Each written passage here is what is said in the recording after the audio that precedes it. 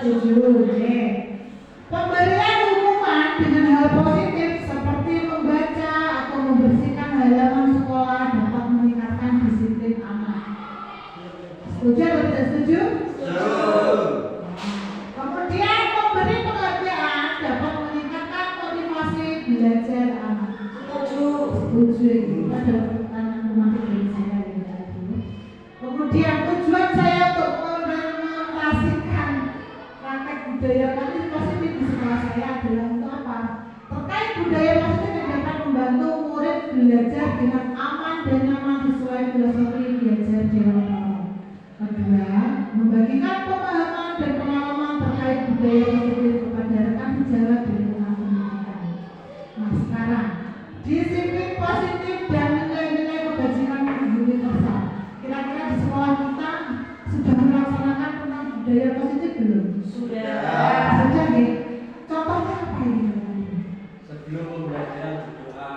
Oke, sebelum pembelajaran kita membaca Asmaul Husna di depan setiap pagi bareng-bareng. Kita adalah contoh penerapan disiplin positif, budaya positif juga.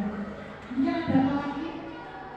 Ketika ketemu bapak ibu guru di jalan bersalaman. Oke, ketika anak-anak kita bertemu bapak ibu gurunya, memberi salam, anak-anak tidak segan dengan bapak dan ibu gurunya. Nah, perubahan paradigma. Nah, sekarang kita bahas sedikit. Kegiatan kepala tangan cerdas. Ada A dan B. Anda dan teman Anda. 11 kali kertas, tuliskan benda atau sesuatu yang sangat berharga untuk Anda. Letakkan di salah satu tangan Anda. Ya, kita sama katakan ya, Bu. Terima kasih. Nah, buatlah sebuah kepala yang sangat-sangat erat sekali. Teman Anda yaitu B akan mencoba dengan sekuat tenaga dengan berbagai cara meminta Anda untuk memberikan benda tersebut. B bisa membujuk, mengancam, menghardik, merayu, menyuap, apa saja agar dapat membuka kepala tangan Anda. Kira-kira apa yang terjadi? Tidak boleh. Tidak boleh. Pertanyaannya adalah, apakah Anda membuka kepala tangan Anda? Tidak. Mengapa? Apa alasan Anda tidak membuka kepala tangan Anda? Ini saya. Dalam kegiatan ini sesungguhnya siapa yang memegang kendali atau kontrol untuk membuka atau menutup kepala tangan? Saya sendiri. Nah, perubahan paradigma dan kontrol itu ada empat ilusi kontrol. Ilusi guru mengontrol murid. Pada dasarnya kita tidak dapat memaksa murid untuk berbuat sesuatu jika murid tersebut memilih untuk tidak melakukannya. Walaupun tampaknya kita sedang mengontrol perilaku murid tersebut, hal ini karena murid tersebut sedang mengizinkan dirinya untuk dikontrol. Nah, kemudian ilusi bahwa kritik dan membuat orang merasa bersalah dapat menguatkan karakter. Menggunakan kritik dan rasa bersalah untuk mengontrol murid akan membangun menuju pada identitas yang gagal. Nah, selanjutnya ilusi bahwa semua penguatan positif efektif dan bermanfaat. Penguatan positif atau bujukan adalah bentuk-bentuk kontrol. Segala usaha untuk mempengaruhi murid agar mengulangi suatu perilaku tertentu adalah suatu usaha untuk mengontrol murid tersebut. Dan selanjutnya, ilusi bahwa orang dewasa memiliki hak untuk memaksa. Banyak orang dewasa yang percaya bahwa mereka memiliki tanggung jawab untuk membuat murid-murid berbuat hal-hal tertentu. Nah, perilaku memaksa tidak efektif untuk jangka waktu panjang dan sebuah hubungan penuh semangat antara bentuk. Selanjutnya, nah, siapa sesungguhnya yang memiliki kontrol? Ini ada stimulus respon, ada juga teori kontrolnya. Nah, perilaku buruk dia sebagai suatu kesalahan. Teori kontrolnya berupa apa? Semua perilaku itu memiliki tujuan, ini Bapak Ibu. Kemudian stimulus responnya, saya bisa mengontrol orang lain. Nah, sekarang teori kontrolnya apa?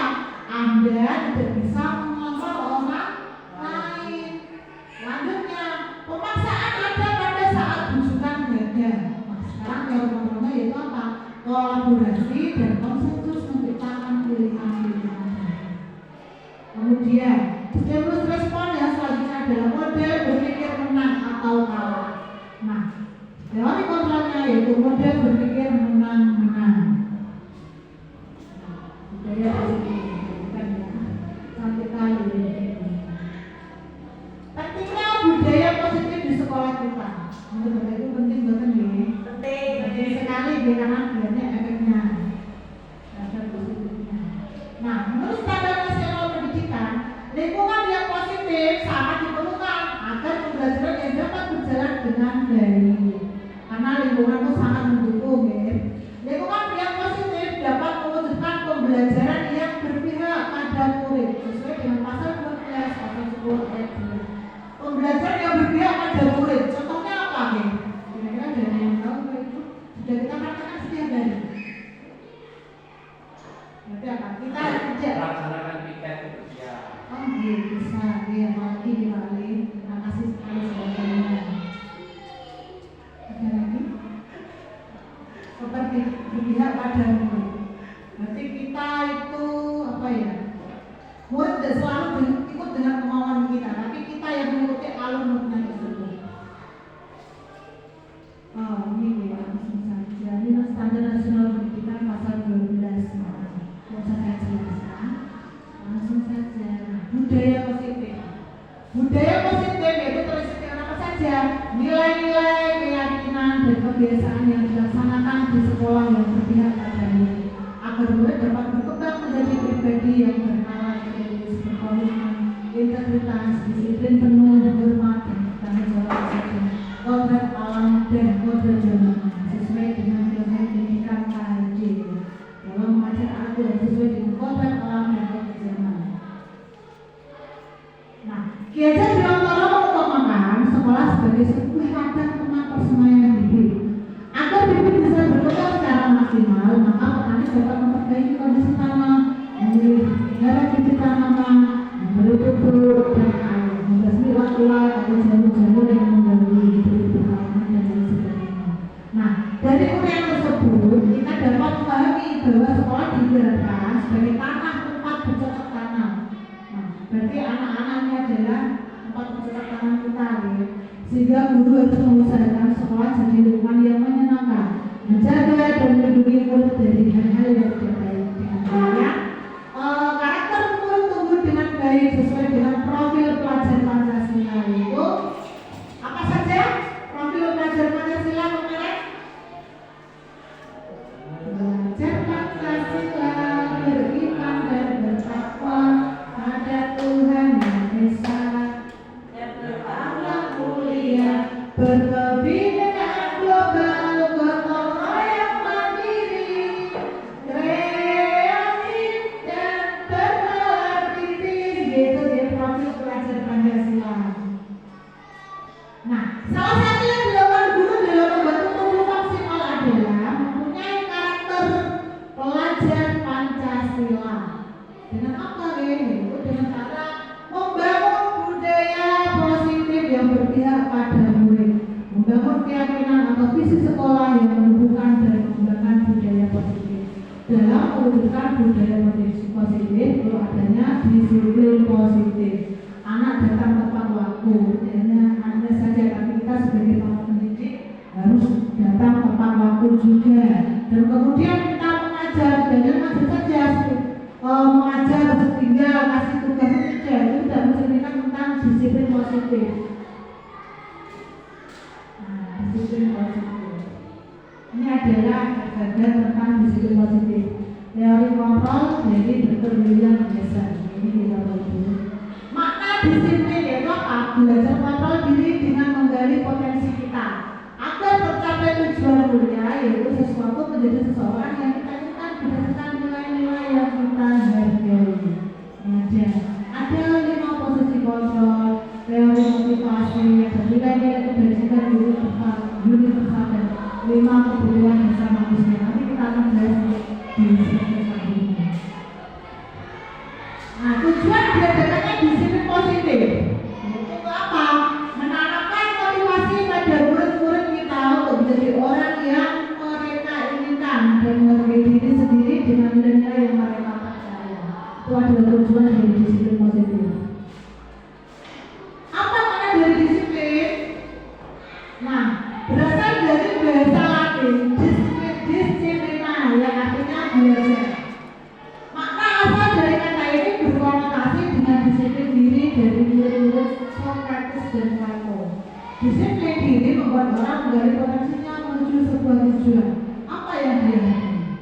Namun dalam budaya kita, makna kata disiplin telah berubah menjadi sesuatu yang dilakukan seseorang pada orang lain untuk mendapatkan kepatuhan kecenderungan umum. Nah, membentukkan kata disiplin dengan kerjasama, bukan dengan apa yang dicapai atau pencapaian dengan tujuan yang mulia. Nah, Ki Hajar Dewantara. Nah, Bapak K. Hajar menyatakan bahwa untuk mewujudkan murid yang merdeka, murid harus memiliki disiplin yang kuat yang berasal dari dirinya ataupun berasal dari luar dirinya, implisit dan eksplisit. Kemudian, salah satu bentuk budaya positif yang dikembangkan di sekolah dalam menerapkan disiplin positif. Nah, di sini disiplin positif adalah disiplin tanpa ancaman ataupun tanpa hukuman. Penerapan disiplin positif dapat meningkatkan kesadaran siswa dalam membentuk karakter positif. Disiplin positif dapat dibuat melalui kesepakatan antara guru dan murid. Nah, berarti bukan hanya kita memberi atau mendisiplinkan anak dengan cara apa? Kita mengajak anak supaya patuh, kemudian ketiganya apa? Anak itu takut tidak boleh. Itu bukan bentuk contoh disiplin positif membentuk anak dalam perilaku tersebut tidak. Nah, disiplin positif menggunakan atau menumbuhkan motivasi internal dalam diri siswa itu sendiri, mencapai tujuan dan nilai-nilai yang diinginkannya sendiri, bukan menggunakan motivasi eksternal seperti ancaman, hukuman, reward atau penghargaan motivasi dan lain-lain. Kita menjadi penghargaan terlalu berlebihan juga tidak boleh. Tapi pada kalanya kita memberi penghargaan untuk memotivasi mereka. Disiplin positif memang bukan hal yang mudah, namun bukan berarti mustahil ya Bapak Ibu. Kita hanya memerlukan penguasaan emosi yang baik serta konsistensi dalam menjalankannya serta menjadi model yang baik bagi siswa. Harapannya untuk apa? Di masa depan siswa kita akan menjadi lebih mandiri dan memiliki integritas dalam setiap hal yang mereka lakukan. Sekarang tentang nilai-nilai kebajikan universal. Apa sih nilai-nilai kebajikan universal itu? Nah, di sini nilai-nilai kebajikan universal itu mengajarkan nilai-nilai kebajikan merupakan hal yang kunci yang perlu diajarkan kepada murid kita. Menurut dia dosen yang berpendapat jika kita ingin motivasi intrinsik dari dalam diri seseorang, maka perlulah pemahaman terhadap nilai-nilai kebajikan universal tersebut dalam diri seseorang. Nah, sekarang nilai-nilai kebajikan adalah salah satunya sifat-sifat positif manusia yang merupakan tujuan mulia yang ingin dicapai setiap individu. Nilai-nilai tersebut bersifat universal dan lintas bahasa, suku bangsa, agama maupun latar belakang. Nah, ini gitu nilai-nilai kebajikan yang ingin dicapai oleh setiap anak bisa dikatakan adalah profil pelajar Pancasila.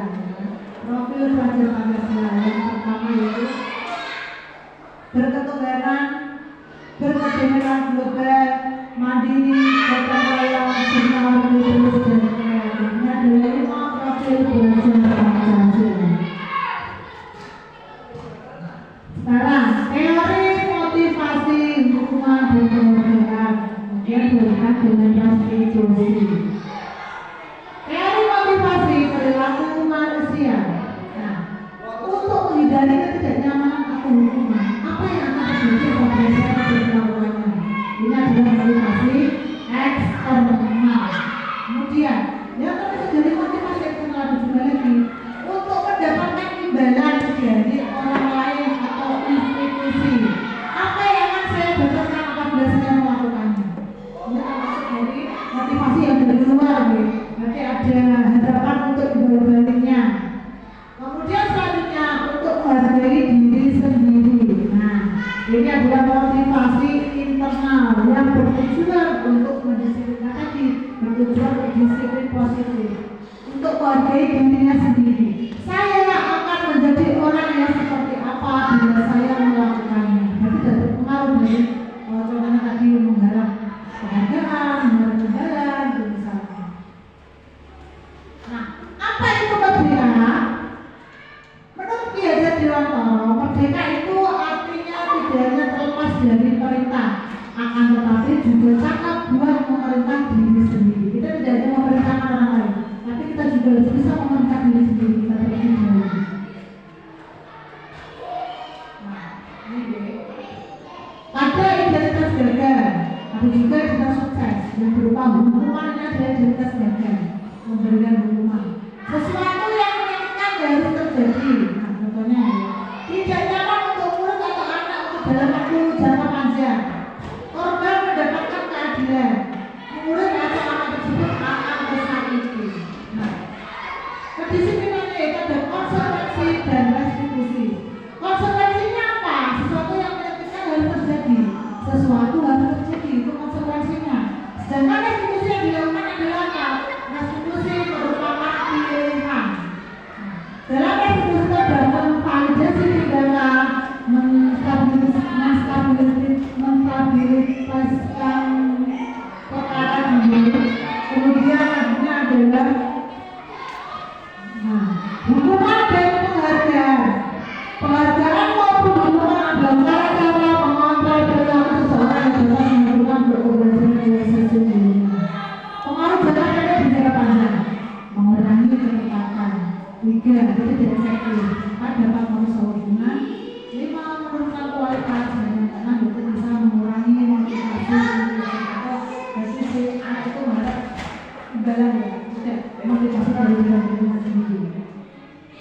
Nah, hukuman atau konsekuensi. Tindakan guru yang dilakukan. Mencatat sekali-sekali dalam buku kalimat, saya tidak akan terlambat lagi karena terlambat ke sekolah. Ini termasuk hukuman atau konsekuensi hukuman? Hukuman ya. Nah, lari mengelilingi lapangan basket 2 kali karena terlambat dari sekolah. Hukuman. Murid diminta untuk push up 15 kali karena tidak menggunakan masker ke sekolah. Hukuman. Kemudian menggantikan kertas tugas teman yang telah dicoret-coret. Konsekuensi ya. Konsekuensi pada hukuman tadi. Membersihkan tumpukan air di meja tulis karena tersenggol pada saat belajar. Konsekuensi. Jadi disuruh tidak mengenakan sepatu seharian di sekolah karena tidak mengenakan sepatu hitam. Konsekuensi atau hukuman? Konsekuensi. Lari mengelilingi lapangan basket 2 kali karena terlambat sebelum tidak pelajaran pensiunan. Hukuman. Kalau hukuman itu bersifat apa ya, membuat si anak itu jendela. Dan efeknya itu apa? Si anak bisa jendela, kemudian tidak percaya diri, itu bisa. Nah, sekarang kita kan dulu tadi. Nah, ini jawabannya sudah boleh.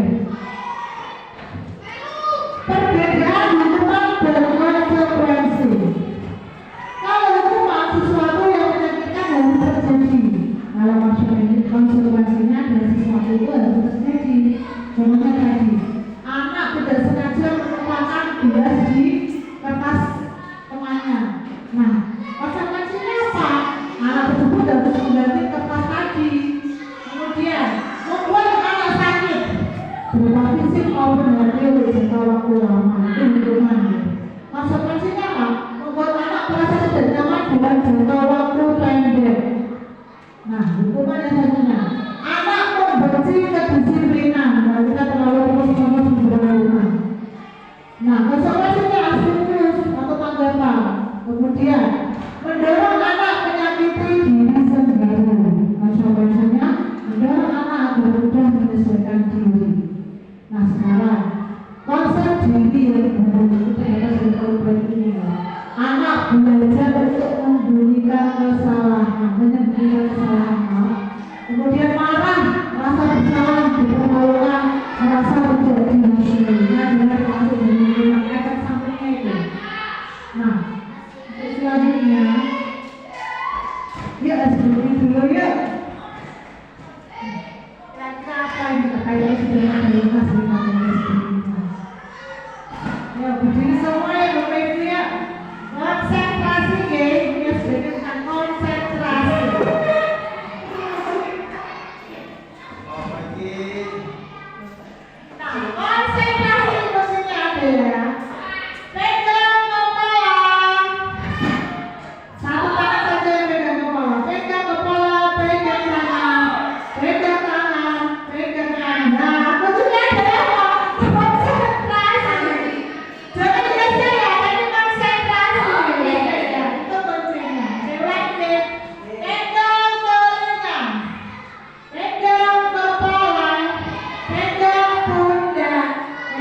tanganmu dari dia.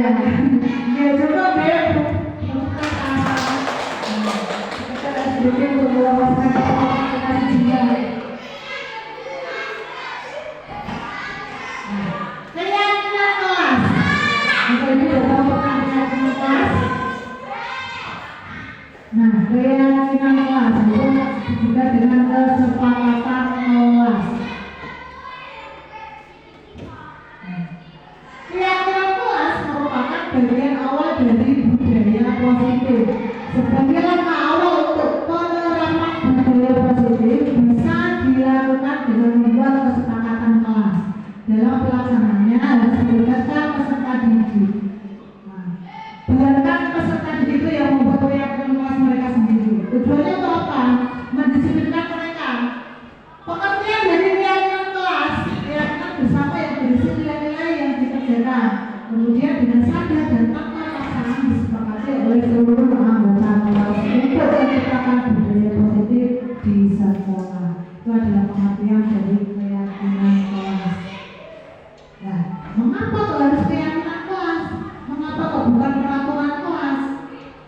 Karena apa? Keyakinan untuk mendukung motivasi diri itu dan jalan diri kembali ke nilai-nilai atau keyakinan pada diri seseorang. Karena keyakinan tadi lebih menggerakkan seorang daripada sekedar mengikuti peraturan-peraturan. Nah sekarang, bagaimana sih cara membuat keyakinan kelas? Nah, cara membuat keyakinan kelas dalam di awal pembelajaran dibuat di forum diskusi untuk mengungkapkan keinginannya dalam pembelajaran di kelas. Kira-kira apa? Larangan-larangan apa yang disepakati dalam pembelajaran keyakinan kelas ini? Peserta didik menuliskan harapannya pada kertas. Kelompokkan nilai-nilai positif yang serupa. Ini adalah cara membuat keyakinan kelas. Kita membuat forum diskusi bersama anak-anak. Dan mereka peserta didik tersebut menulis harapan mereka sendiri. Yang akan mereka tulis dalam sebuah kelas dan kita jadikan menjadi kesepakatan kelas yang harus dipatuhi oleh mereka. Kebutuhan dasar manusia. Manusia itu berkebutuhan dasar apa saja sih? Nah, yang pertama itu apa? Bertahan hidup. Kemudian kita kasih sayang dan rasa diterima. Kemudian kita butuh tentang kebebasan, kesenangan dan penguasaan. Ini adalah kebutuhan dasar manusia. Sekarang, kebutuhan untuk bertahan hidup. Kebutuhan yang bersifat fisiologis untuk bertahan hidup, misalnya kesehatan, rumah, dan makanan. Ini adalah termasuk dari kebutuhan untuk bertahan hidup. Nah, yang kedua, kebutuhan kasih sayang dan rasa diterima. Itu atau kebutuhan untuk diterima. Kebutuhan untuk disayang dan diterima meliputi kebutuhan akan hubungan dan koneksi sosial. Kebutuhan untuk memberi dan menerima kasih sayang dan kebutuhan untuk merasa menjadi bagian dari suatu kelompok. Kebutuhan ini juga meliputi keinginan untuk tetap terhubung dengan orang lain, seperti teman, keluarga, pasangan hidup, teman kerja, dengan pembelian, berkelompok, dengan kita terhubung.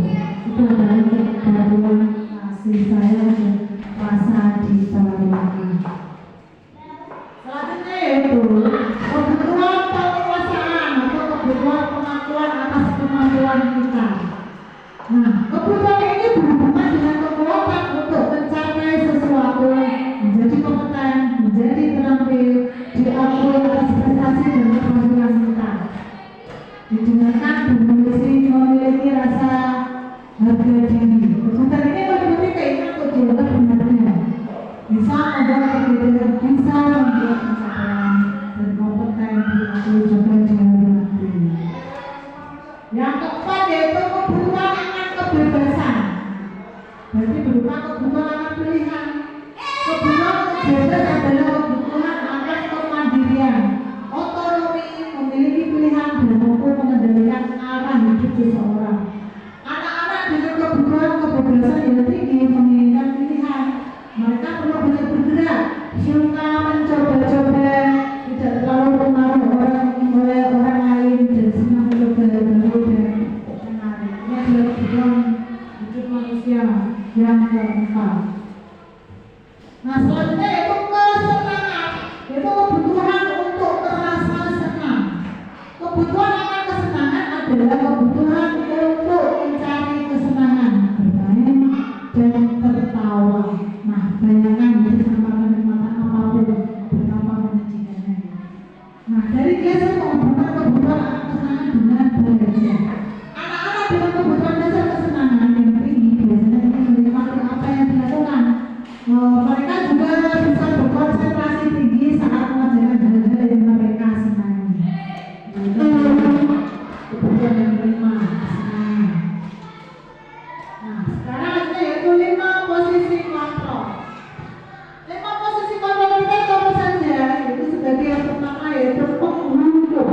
pembuat merasa bersalah, dan juga sebagai teman.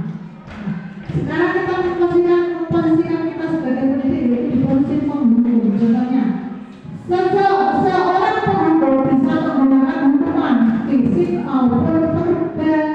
Orang-orang menjalankan posisi penghukum senantiasa mengatakan bahwa sekolah menggunakan sistem atau alat yang dapat lebih menggunakan murid-murid di dalam lagu untuk bisa berupa musik bersama dengan beberapa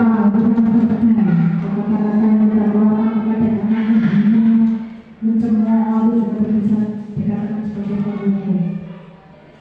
Yang selanjutnya itu membuat merasa bersalah. Pada posisi ini biasanya guru akan berusaha bersuara lebih lembut. Pembuat merasa bersalah akan menggunakan keinginan yang membuat orang lain merasa tidak nyaman bersalah atau rendah diri. Ketika anak-anak kita melakukan kesalahan, biasanya kalau kita memposisikan diri kita sebagai pembuat merasa bersalah, kita mendekati anak tersebut dengan halus, menanyakan bisa sampai seperti itu atau dasar apa. Nah, itu bisa membuat si anak itu merasa bersalah. Jadi kalau bukan kita sekarang jadi apa ya, sadar kalau tindakan yang sudah dilakukan itu tidak sesuai dengan apa ya, tidak sesuai dengan hal-hal yang harus selalu peraturan yang asal. Nah, selanjutnya dia posisi kita sebagai teman. Guru pada posisi ini tidak akan menyakiti murid, namun akan tetap berupaya mengontrol murid melalui persuasi. Posisi teman pada guru biasanya negatif ataupun juga positif. Nah, selanjutnya kita sebagai pemantau. Nah, posisi kontrol yang keempat adalah pemantau. Memantau berarti mengawasi. Pada saat kita mengawasi, kita bertanggung jawab penuh atas perilaku orang-orang yang kita awasi. Nah, posisi pemantau berdasarkan pada peraturan dan konsekuensi dengan menggunakan sanksi atau konsekuensi. Kita dapat memisahkan hubungan pribadi kita dengan murid sebagai seseorang yang menjalankan posisi pemantau. Selanjutnya adalah posisi manajer. Nah, di sini kita sebagai manajer. Manajer adalah posisi di mana guru berposisi bersama dengan murid, mempersilakan murid mempertanggungjawabkan perilakunya, mendukung murid agar dapat menemukan solusi atas permasalahannya sendiri. Ini adalah kita sebagai posisi manajer. Nah, tadi ada 5 posisi kontrol, yaitu penghukum, pembuat merasa bersalah, dan teman. Kemudian kita sebagai pemantau, dan yang terakhir yaitu kita sebagai manajer. Nah, ini ada contoh sebuah kasus yang saya bacakan sebenarnya. Anto dan Dino sedang bermain bersama di lapangan basket. Tiba-tiba terlihat dalam sebuah pertengkaran adu mulut dan pun menjadi emosi dan mengadakan kontak fisik. Menarik perkejaran dengan kasar sampai tidak kancingnya itu terlepas. Nah, pada saat itu guru BK langsung melarang mereka dan membawa mereka ke ruang kepala sekolah. Ibu saya sebagai kepala sekolah berupaya menenangkan keduanya, terutama Dino. Dino sepertinya kalau saat ini sudah marah sekali. Dengan itu, ibu pun mengalir bercerita tentang kekesalan hatinya. Ibu Suri pun melanjutkan bahwa membuat kesalahan adalah hal yang manusiawi dan bahwa mempertahankan diri adalah hal yang penting. Namun, meminta Dino memikirkan cara yang lain yang lebih efektif. Kenapa saat ini Dino berada dalam kepala sekolah? Selanjutnya Ibu Suti bertanya tentang keyakinan sekolah yang sudah disepakati, serta apakah Dino bersedia memperbaiki kesalahan yang telah dilakukan terhadap Anto. Dan Anto akhirnya perlahan mengangguk. Kemudian Ibu Suti balik bertanya kepada Anto, hal apa yang bisa dilakukan Dino untuk memperbaiki masalah? Anto menjawab, saya perlu kaki saya diperbaiki, Bu. Ibu saya akan sangat marah kalau melihat kaki baju saya sampai jatuh di dalam jubah ini. Ibu Suti pun kembali bertanya lagi, apakah yang akan dilakukan untuk memodifikasi kancing Anto yang terlepas? Dino berpikir sejenak. Kemudian Dino menjawab, saya akan Dino berpikir kamu juga menjadi. Wah, tidak tahu Bu. Saya kembali mungkin ya Bu. Ibu Suti pun berpikir sebentar dan menanggapi kalau dia akan lebih berlepas menjadi gini. Itu perkataan dari Bu Suti. Bagaimana kalau kamu menjawabnya saja? Bersedia kamu? Dino tampak ragu-ragu dan menanggapi menjahit. Mana saya tahu bagaimana menjahit Bu. Nah, Ibu Suti meneruskan. Apakah kamu bersedia belajar menjahit? Nah, Dino berpikir sejenak, memandang ke meja atau dan menanggapi. Yang mengajarnya saya siapa Bu? Dengan cepat Ibu Suti menjawab, Pak Irfan, guru atau busana. Dino kembali diam sejenak, memandang ke meja atau yang tanpa kaki. Nah, akhirnya Dino mengangguk tanpa menyetujui dan sepanjang siang itu Dino belajar menjahit dan kembali ke meja atau. Terakhir kali terlihat kedua laki-laki tersebut itu Dino dan Atau pada jam pulang sekolah.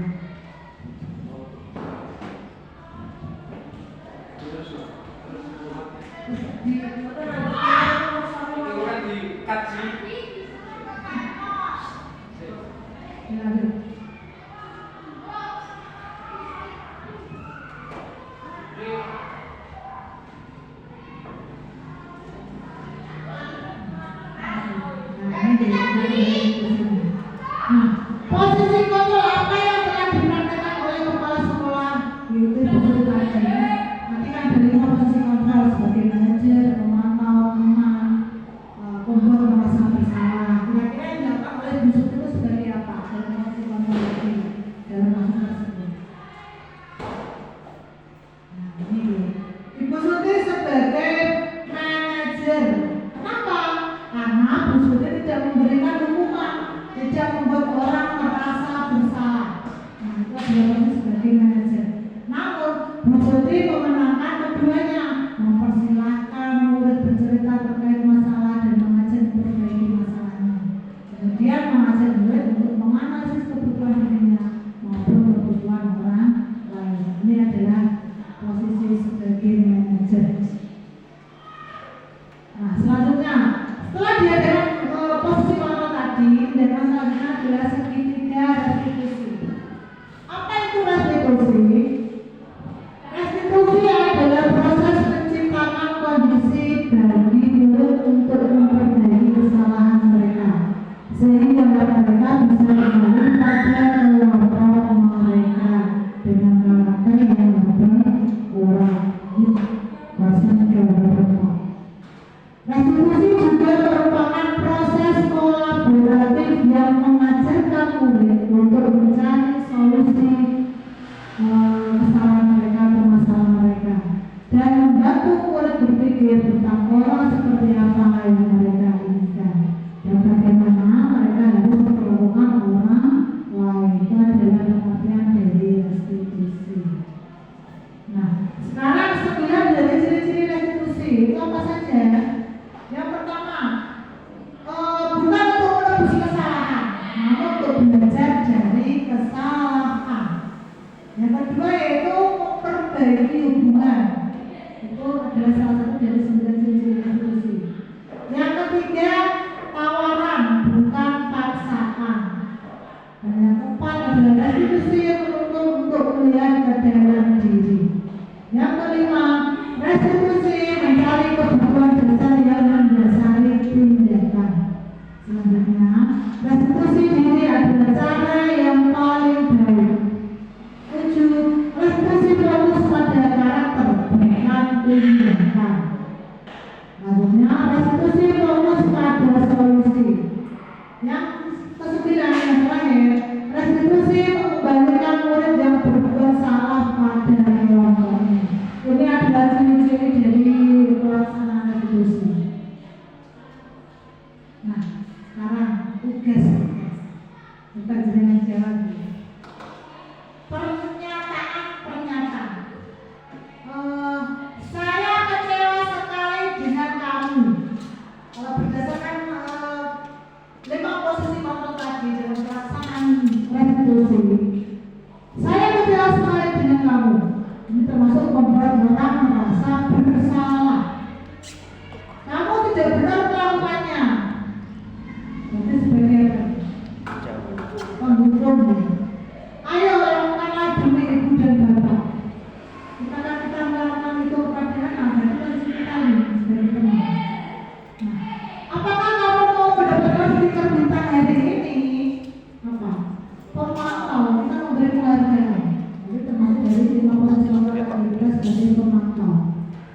Bagaimana kalau bisa menyelesaikan masalah ini? Kita melakukan kita sebagai manajer. Nah, kamu selalu yang paling terakhir. Aku tuh paling terakhir sendiri. Itu termasuk dari penghulu. Ini adalah contoh segitiga restitusi. Barangkali sudah ada yang pernah melihat seperti ini. Belum, saya mengetahuinya dari pendidikan di guru pembela ini di modul 1 UT4. Meskipun pelaksanaannya setiap hari kita sudah melakukan segitiga restitusi, cuma sebelum ini saya tidak pernah tahu bahwa itu tindakan yang saya lakukan dengan anak-anak yang sudah melakukan kesalahan adalah bentuk dari restitusi. Nah, segitiga restitusi memvalidasi tindakan yang salah, kemudian menstabilkan identitas dan menanyakan keyakinannya adalah bagian dari segitiga restitusi. Menanyakan keyakinan masalah apa yang telah kita sepakati. Kamu ingin menjadi orang yang seperti apa? Pertanyaan-pertanyaan seperti itu adalah bagian dari menanyakan keyakinan dalam proses restitusi. Nah, menstabilkan identitas. Setiap orang pasti pernah melakukan kesalahan. Kamu bukan satu-satunya yang pernah melakukan kesalahan. Ini adalah bagian dari menstabilkan identitas. Dan validasi tindakan yang salah. Contoh kalimatnya yaitu, kamu tentu punya alasan mengapa kau melakukan kesalahan itu. Contohnya lagi kalimatnya adalah, adakah cara yang lebih baik terhadap diri untuk mendapatkan apa yang kamu butuhkan. Nah, ketika anak kita melakukan kesalahan, kita harus melakukan ini, menerapkan ini pada anak tersebut. Nah, yang pertama, untuk membuat anak yang merasa gagal karena berbuat salah menjadi positif terhadap dirinya ini, menstabilkan identitas. Guru berkata, berbuat salah itu hal yang manusiawi, tidak ada manusia yang sempurna. Ini contoh kalimatnya. Bapak Ibu juga pernah berbuat salah, kita masih bisa menyelesaikan permasalahan ini. Nah, Bapak Ibu tidak tertarik untuk mencari tahu siapa yang benar, siapa yang salah. Biasanya Bapak Ibu lebih tertarik untuk menyelesaikan masalah. Ini adalah bagian dari menstabilkan identitas ketika melaksanakan restitusi. Nah, maksudnya itu, kalau kamu menyalahkan diri sendiri terus-menerus, apakah kamu bersikap baik dengan dirimu sendiri? Nah, selanjutnya, validasi tindakan yang salah. Nah, validasi tindakan yang salah membantu siswa mengenali basic atau kebutuhan yang ingin dipenuhinya ketika melakukan kesalahan tersebut. Karena pada dasarnya setiap tindakan manusia tujuannya adalah memenuhi dari kebutuhan dasar itu sendiri. Apakah itu kekuatan, kebebasan, cinta, dan kepemilikan, kesenangan atau kelangsungan hidup. Contohnya, guru berkata, kamu bisa saja melakukan hal-hal tersebut, tapi kamu tidak melakukannya. Nah, kamu pasti punya alasan mengapa melakukannya. Lalunya, apa yang penting bagi kamu? Ketika anak dihadapkan dalam masalah, kita bisa melakukan hal-hal seperti itu. Jangan memulai pertanyaan dengan contoh seperti ini. Kamu boleh tetap berusaha menjaga sikap itu, tapi tambahkan sikap yang lain yang baru. Lalunya, maukah kamu belajar cara lain untuk mendapatkan yang kamu butuhkan tanpa harus memukul? Nah, biasanya kalau ini anak besar juga ya, di tingkat SMA seringkali pukul-pukulan, bahkan di tingkat SD pun sering juga. Apakah kamu bisa melakukan dengan lebih baik besok lagi? Nah, ini adalah contoh-contoh kalimat dalam validasi tindakan yang salah. Yang selanjutnya yang terakhir, menanyakan keyakinan. Tujuannya apa? Anda bisa melihat kesalahannya dihubungkan dengan norma-norma sosial dan nilai-nilai yang mendasari manusia berinteraksi dengan orang lain. Contohnya, guru berkata, apa nilai yang kita percaya di kelas atau sekolah kita? Nah, nilai-nilai universal apa yang telah kita sepakati? Nah, kelas yang ideal itu seperti apa sih? Nah, dan selanjutnya, kamu ingin jadi anak yang seperti apa? Nah, ini termasuk dari menanyakan keyakinan. Selanjutnya, apa yang kamu rasa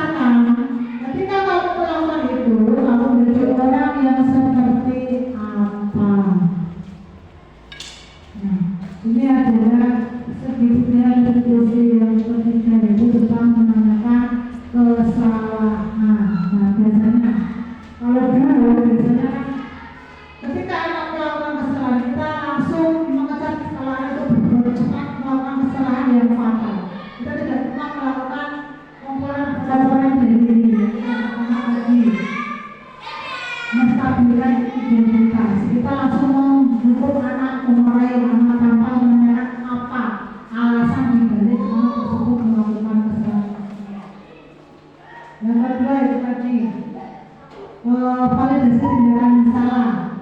Dan yang terakhir menanyakan banyak iman. Nah, sekian pemaparan dari saya. Apabila ada undang-undang boleh dilupakan. Jika ada pertanyaan silakan disampaikan. Saya mungkin ada pertanyaan dari Bapak Ibu, bisa angkat tangan. Oke, Pak Ali, monggo. Kita setiap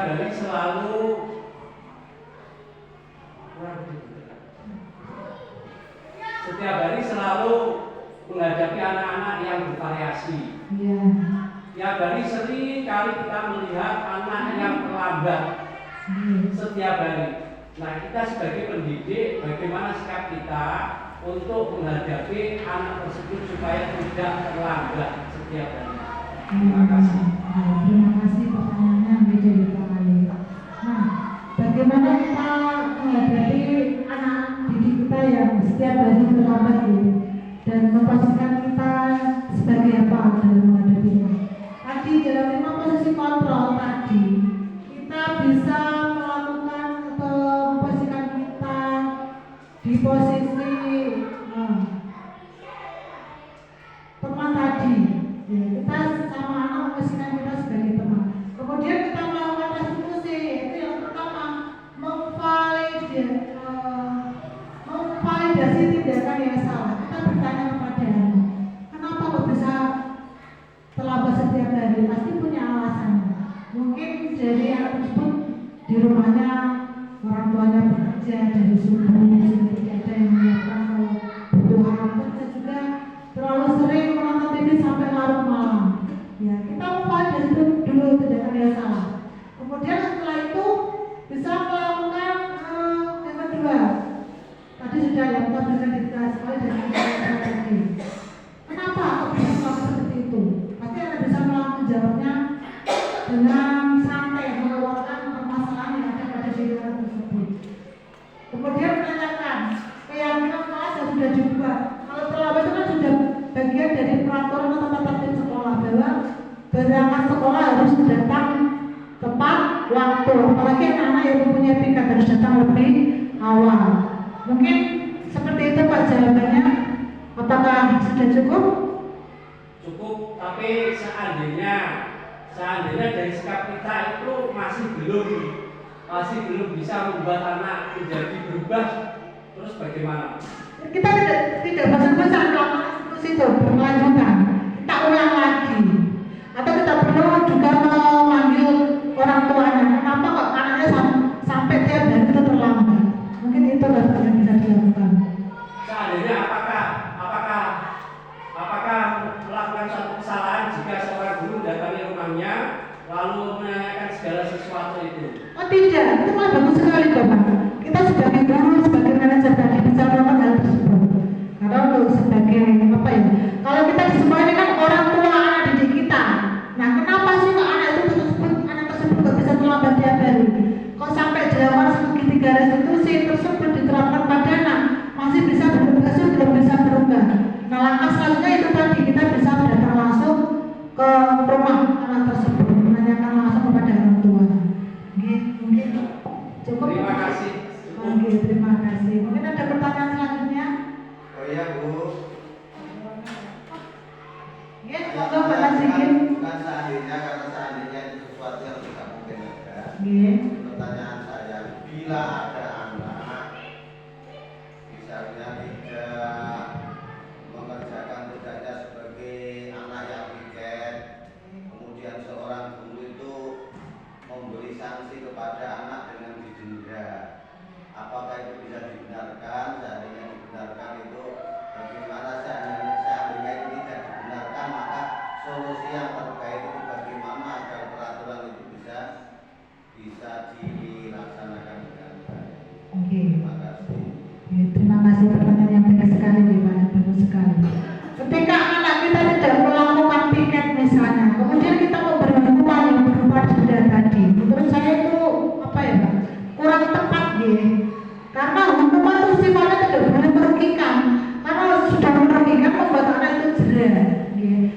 bisa hukuman itu yang bersifat konsekuensi tadi. Ketika anak melakukan kesalahan, kalau tadi kan tidak ikut piket, kita bisa memberikan konsekuensi, yaitu berupa apa? Anak ketika mau pulang, misalkan anak disuruh piket sendirian, karena tadi apa? Dia tidak datang tepat waktu, tidak ikut piket. Berarti konsekuensinya adalah ketika mau pulang sekolah, anak tersebut melakukan piket sendirian sampai kelas itu bersih. Itu adalah bentuk tanggung jawab atau pertanggungjawaban dari kesalahan anak tersebut. Itu berupa konsekuensi tadi, gitu Pak. Itu kiranya dari saya. Mungkin Bapak Ibu ada yang mau menambahi jawabannya? Cukup Pak Lajikin? Terima kasih Bu Guru. Oke, terima kasih kembali. Kesimpulannya, kalau kita memberi hukuman, berarti setidaknya yang membuat anak menjadi sikap lebih positif. Itu Konsekuensi berarti. konsekuensi. Tujuannya adalah itu, disiplin positif. Kita tidak selalu memberikan hukuman, karena hukuman itu sifatnya tadi ya, merugikan si anak. Apalagi kalau kita memberikan hukuman yang bersifat fisik ataupun verbal, itu bisa membuat anak trauma dan tidak percaya diri. Misalkan kalau anak-anak itu membuat kesalahan terus kita menghukumnya di luar kelas, angkat kaki satu sambil pegang telinga, itu kan efeknya bisa mengurangi rasa percaya diri mereka. Saya rasa itu.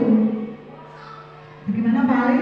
Ya, cukup. Nanti Bu masih Bu yang terakhir. Jadi pada intinya sanksi atau hukuman itu kalau arahnya ke sesuatu yang berubah menjadi positif, itu berarti bukan disebut hukuman ya Bu ya, disebut konsekuensi. Bisa saja. Karena hukuman itu macam-macam itu tadi gitu. Kita lebih baik memberi konsekuensi daripada kita langsung memberi hukuman. Dan akibatnya membuat anak itu bisa dendam pada kita, Bapak. Saya rasa itu. Cukup. Terima kasih ya Bapak Ibu atas waktunya dalam forum diskusi siang kita hari ini. Sekian dari saya dan terima kasih sekali lagi.